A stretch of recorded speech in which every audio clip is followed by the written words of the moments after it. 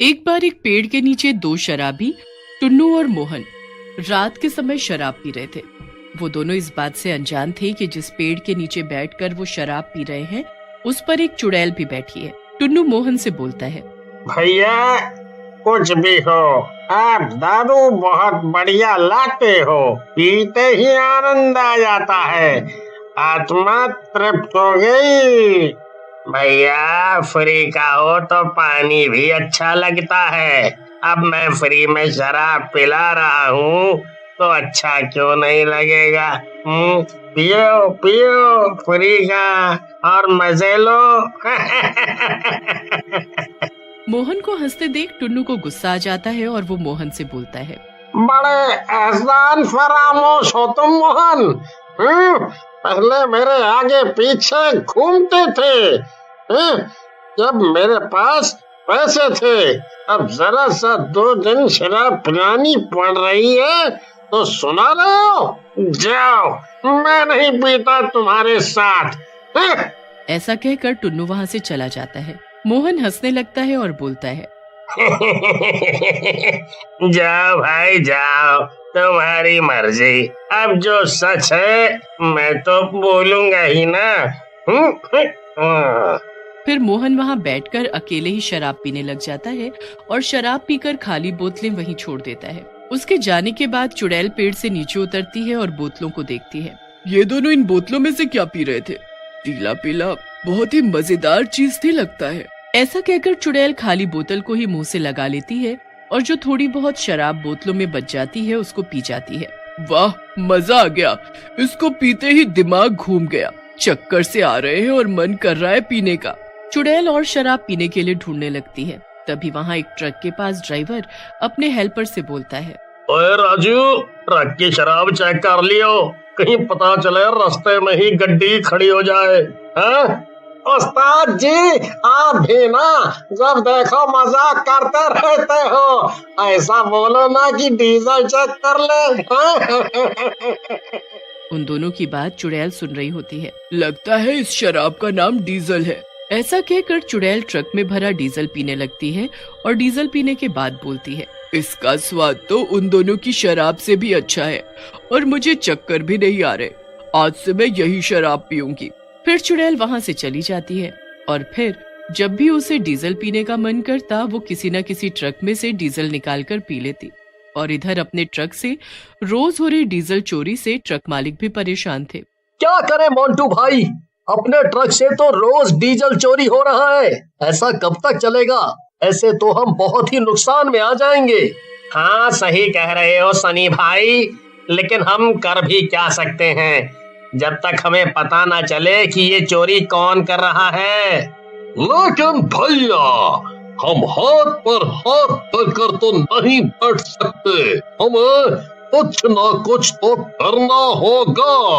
मैं तो कहता हूँ साथ मिलकर ही योजना बनाकर काम करते हैं।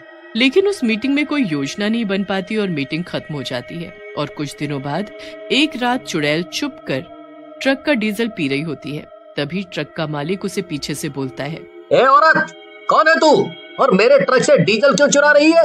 मेरी तरफ देख, नहीं तो मैं लाठी मार मार कर तेरा सर फोड़ दूंगा। ट्रक के मालिक की बात सुनकर चुड़ैल पलटती है, लेकिन जैसे ही चुड़ैल पलटती है ट्रक का मालिक डर कर चिल्लाने लगता है। जैसे ही ट्रक का मालिक चिल्लाता है चुड़ैल उसकी गर्दन पकड़ लेती है और बोलती है, चुप कर मनहूस आदमी, मैं कौन सी तेरी जान ले रही हूँ जो बक करे जा रहा है, चुप हो जा नहीं तो मार डालूंगी तुझे। उधर ट्रक के मालिक की आवाज सुनकर वहाँ और लोग इकट्ठा होने लगते हैं और आवाज की दिशा में बढ़ने लगते हैं। सनी भीड़ से बोलता है, मुझे लगता है ये आवाज आसपास से ही आ रही है, चलो चलकर देखें क्या बात है। चुड़ैल सनी और बाकी लोगों को आते देख वहाँ से गायब हो जाती है। सनी और बाकी लोग ट्रक वाले के पास पहुंचकर उससे चिल्लाने की वजह पूछते हैं। अरे सनी भैया, यहाँ एक चुड़ैल है जो हम सबके ट्रकों में से डीजल निकाल कर पी रही है, आज मैंने अपनी आंखों से देखा है उसे। ट्रक वाले की बात सुनकर सनी हंसता हुआ कहता है,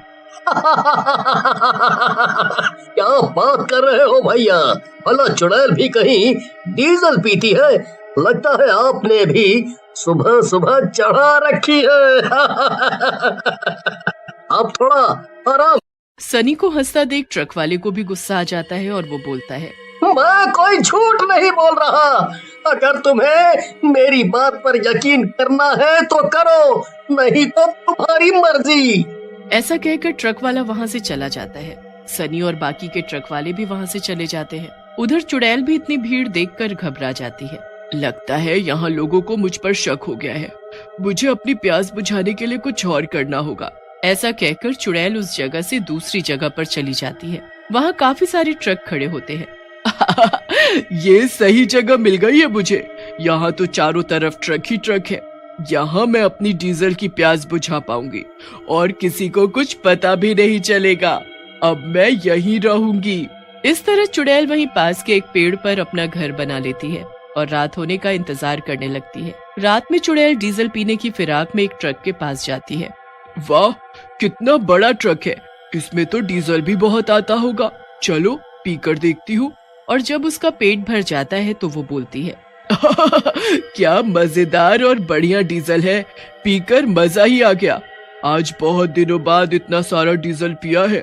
इस तरह चुड़ैल रोज डीजल पीने लगती है और चुड़ैल के इस तरह डीजल पीने से ट्रकों में रोज डीजल कम होने लगता है। ये देख उस ट्रक स्टैंड के ट्रक वाले सनी, जो कि उस ट्रक स्टैंड का भी मुखिया होता है, उसके पास जाते हैं। आप सब चिंता ना करें, हम लोग मिलकर कुछ ना कुछ करेंगे। तभी वहाँ पहला ट्रक वाला, जिसका नाम रम्मी होता है, वहाँ आ जाता है और बोलता है, सनी पाजी, आप तो मेरी बात मान जाओ। हैं?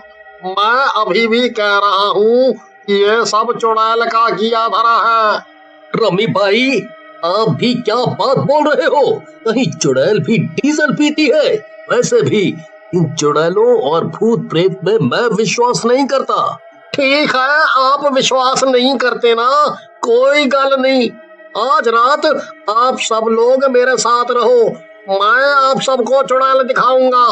फिर सनी और बाकी के ट्रक वाले रात में रम्मी के साथ चलने को तैयार हो जाते हैं। रम्मी और बाकी ट्रक वाले उसी जगह ट्रक में डीजल भरकर ट्रक खड़ा कर देते हैं जहाँ चुड़ैल रहती थी और छुप जाते हैं। रमी भैया, इस तरह से आपकी चुड़ैल आ जाएगी यहाँ? मुझे तो ये सब पागलपन लगता है। फिर सब लोग सनी को चुप कराकर एक झाड़ी के पीछे छुपकर चुड़ैल का इंतजार करने लगते हैं। आधी रात को चुड़ैल वहाँ आती है। ये ट्रक वाले तो बहुत ही समझदार हैं। मेरे लिए डीजल यहीं भर कर रख गए। आज तो मैं खूब जी भर कर डीजल पीऊंगी। ऐसा कहकर चुड़ैल डीजल पीने लगती है। चुड़ैल को अपनी आंखों से देखकर सारे ट्रक वाले घबरा जाते हैं।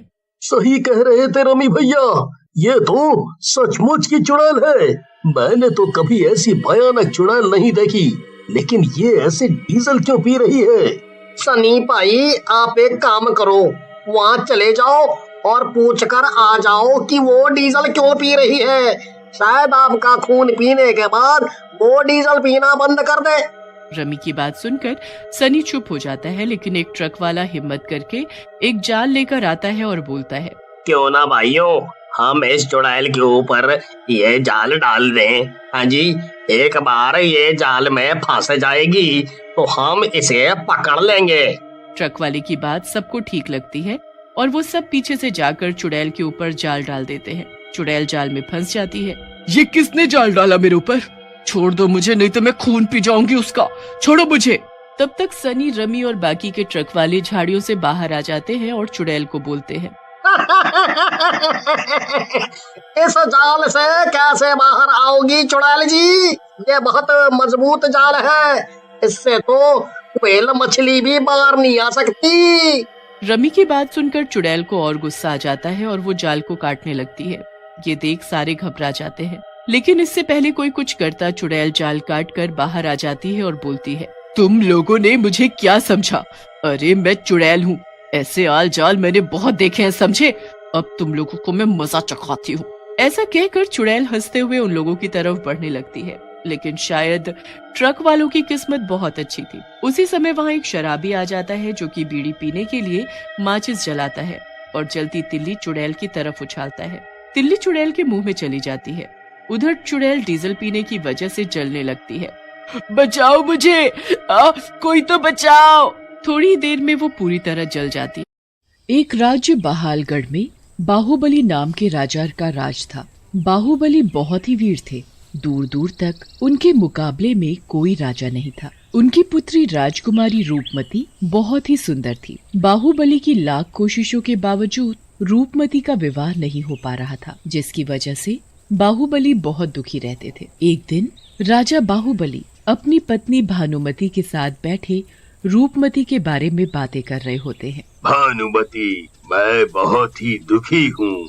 इतनी कोशिशों के बावजूद भी मैं अपनी प्यारी बेटी का विवाह नहीं कर पा रहा।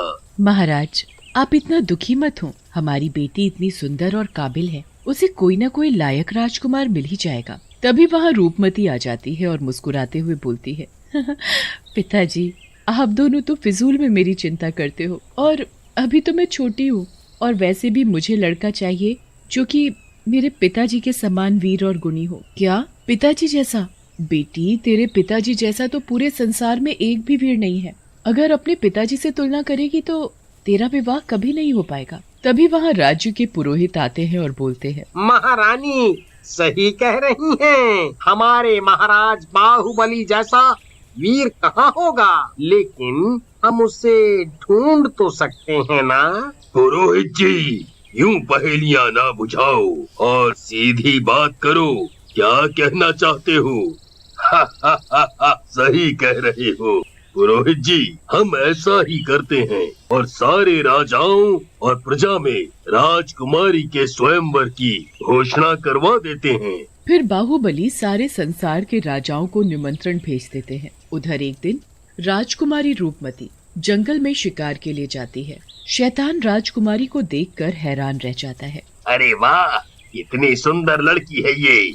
लगता है कोई अप्सरा स्वर्ग से आ गई हो। इसे तो मेरी पत्नी होना चाहिए, लेकिन ये तो किसी देश की राजकुमारी लग रही है। तभी वहाँ दूसरा शैतान आता है और बोलता है, तू जिस कारण आज शैतान बना है, उसी राजा बाहुबली की लड़की है ये। याद है ना, राजा बाहुबली ने तुझे कैसे मारा था और तेरा राज्य छीन लिया था। शैतान को दूसरे शैतान की बात सुनकर गुस्सा आ जाता है और वो बोलता है, वो सारी बातें मैं कैसे भूल सकता हूँ, और उस राजा बाहुबली से बदला लेने का यही तो मौका है।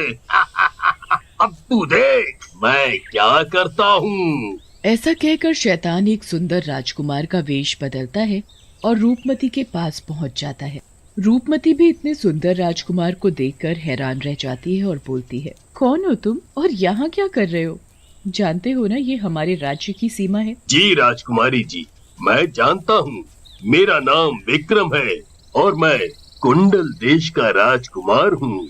आपकी सुंदरता की तारीफ सुनकर मैं यहाँ चला आया और आपको देखकर तो मैं आप पर मोहित हो गया हूँ। शैतान की बात सुनकर राजकुमारी हंसने लगती है और बोलती है, अच्छा, मैं इतनी अच्छी लगती हूँ तो कुछ दिनों में मेरा स्वयंवर है, आओ और वहाँ मुझे जीत लो। ऐसा कहकर रूपमती वहाँ से चली जाती है और शैतान भी अपने असली रूप में आ जाता है।